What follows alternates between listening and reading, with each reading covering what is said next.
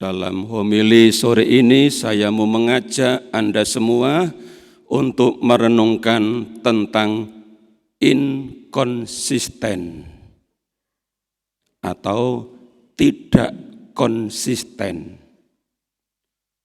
Bapak Ibu, saudara-saudari, kaum muda dan anak-anak semua yang dikasihi Tuhan.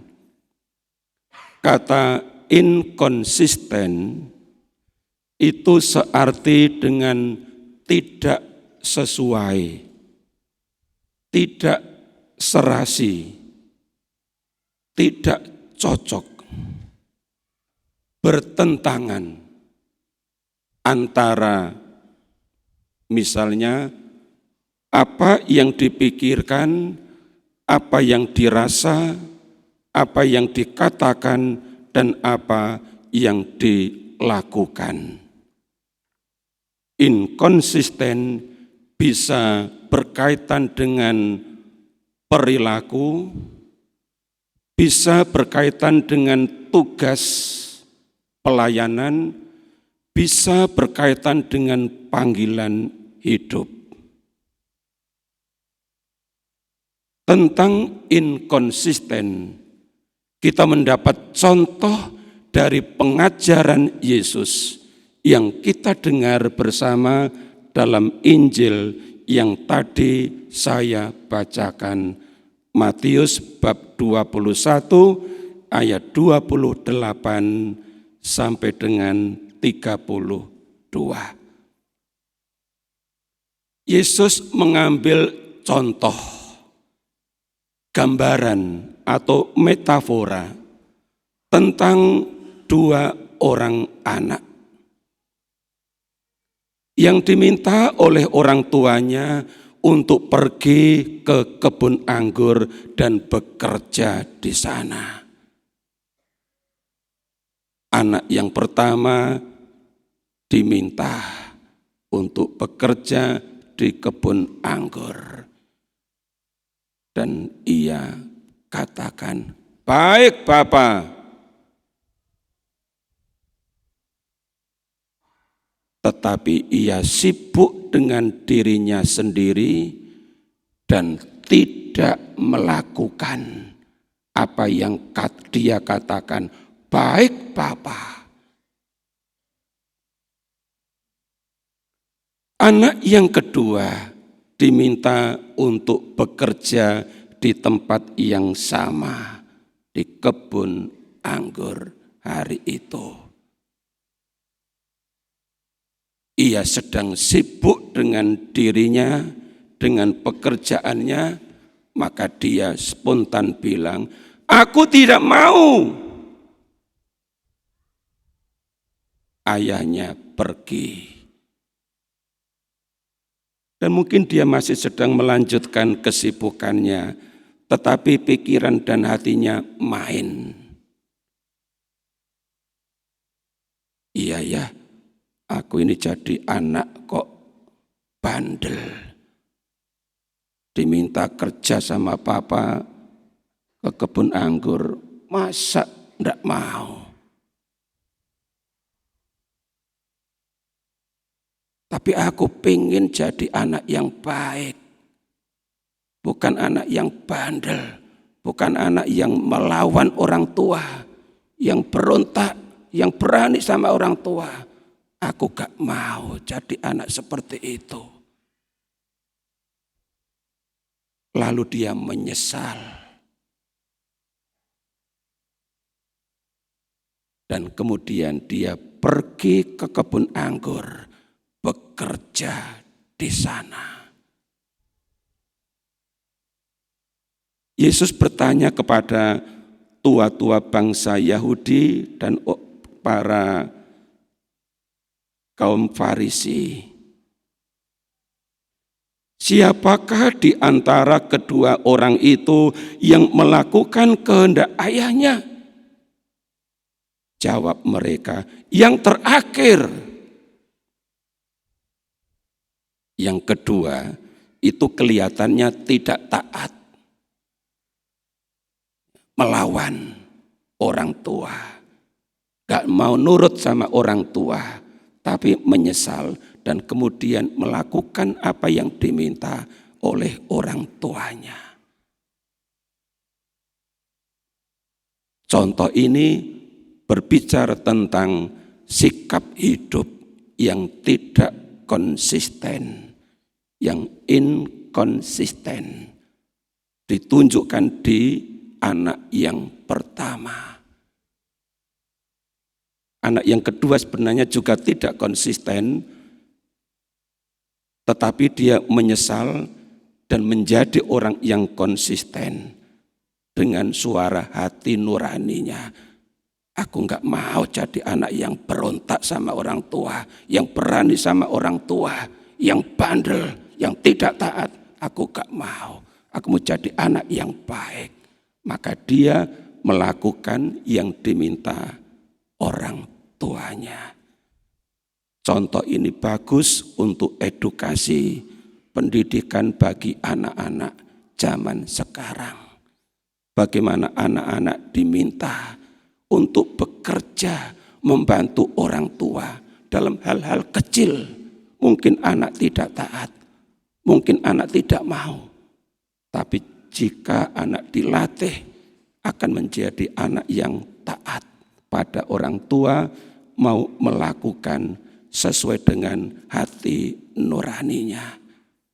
Bapak Ibu, saudara-saudari yang dikasihi Tuhan, sikap inkonsisten bisa diterapkan dalam banyak hal konkret sehari-hari. Contoh,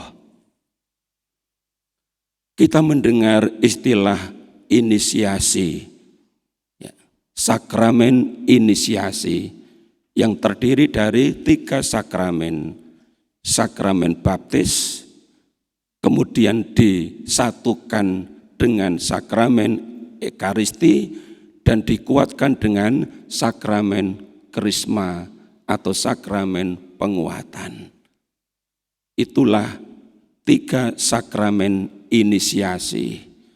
Kata inisiasi itu berasal dari kata Latin inire, artinya dimasukkan ke dalam. Sebelumnya adalah orang luar yang kemudian mempersiapkan diri lewat masa katekumenat, belajar tentang iman Katolik, setelah siap dibaptis, menerima sakramen inisiasi. Dengan dibaptis, ia dimasukkan ke dalam. Ke dalam apa? Ke dalam persekutuan umat Allah yang disebut umat Katolik. Ia menjadi satu dari antara sekian umat Katolik. Sebelumnya adalah orang luar, dan setelah menerima sakramen baptis, ia menjadi satu kesatuan. Ia menjadi saudara, ia disatukan sebagai umat Katolik yang de facto tinggal di sebuah lingkungan, tinggal di sebuah wilayah, tinggal di sebuah paroki. Ada batas teritorialnya. Tetapi sebagai orang yang sudah dibaptis, bisa menjadi orang Katolik yang inkonsisten, yang tidak konsisten. Di mana letak tidak konsistennya? Contoh, ia sudah dibaptis, ia sudah menerima komuni pertama, sakramen inisiasi, ia sudah menerima sakramen krisma. Tetapi sebagai orang Katolik, dia tidak memasukkan diri ke dalam. Dia tidak bergabung di dalam persekutuan umat Katolik. Ia tidak pernah bergabung di dalamnya dengan misalnya tidak pernah pergi ke gereja. Ya. Karena dengan pergi ke gereja itu berarti saya bergaul, saya bergumul, saya bersatu dengan umat Katolik yang lain. Karena dengan dibaptis saya dimasukkan ke dalam. Tetapi praktiknya enggak pernah pergi ke gereja, enggak pernah berdoa secara Katolik, padahal bukan orang yang sakit. Bisa pergi kemana-mana dan secara fisik sehat, segar, bugar. Ini salah satu contoh inkonsisten yang tidak sesuai antara iman dan tindakan konkret. Iman mengakui Yesus dalam gereja Katolik, tetapi tidak diungkapkan dengan kehadirannya dalam sakramen Ekaristi, di mana umat diundang untuk hadir bersama di dalamnya, disatukan dan dikuatkan dalam sakramen Ekaristi. Itulah sebabnya Bapak Ibu, saudara-saudari yang dikasihi Tuhan, Rasul Yakobus dalam suratnya bab 2 ayat 14 menulis begini, apakah gunanya saudara-saudara jika seorang mengatakan bahwa ia mempunyai iman, padahal ia tidak mempunyai perbuatan? Tadi saya contohkan, ya, percaya kepada Yesus, sudah dibaptis dalam gereja Katolik, tetapi tidak pernah pergi ke gereja, tidak pernah merayakan Ekaristi. Kalimat berikutnya Rasul Yakobus mengatakan, dapatkah iman itu menyelamatkan dia? Di ayat 17 Rasul Yakobus menulis, jika iman itu tidak disertai perbuatan, maka iman itu pada hakikatnya adalah mati. Jadi yang disebut dengan inkonsisten ternyata bukan suatu tindakan yang membawa kepada hidup. Tindakan inkonsisten itu tidak menyelamatkan.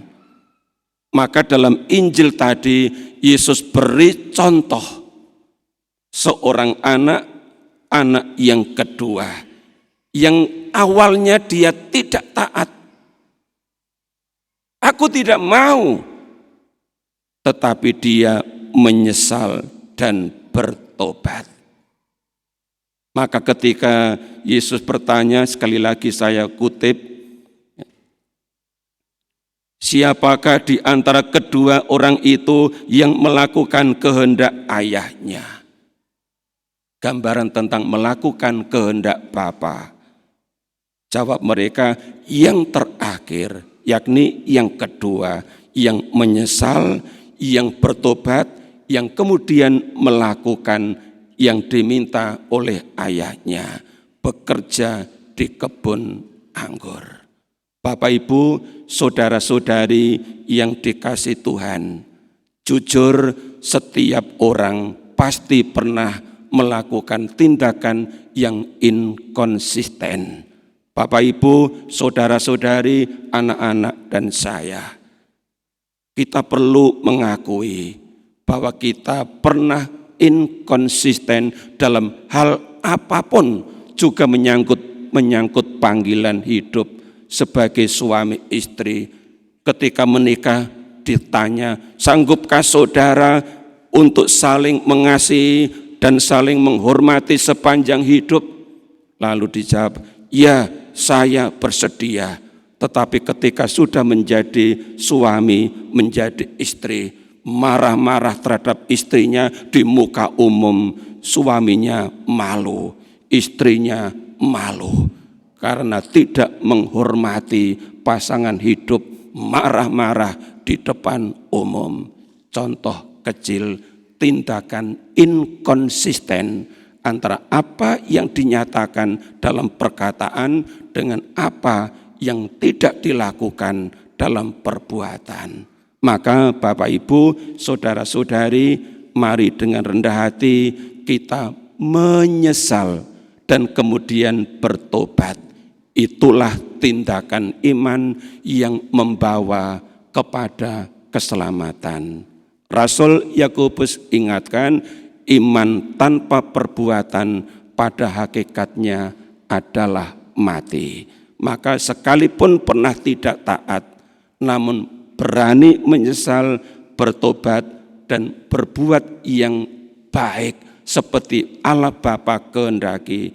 Itulah tindakan yang menyelamatkan, dan itu yang diminta oleh Yesus lewat Injil yang tadi kita dengarkan. Tuhan memberkati.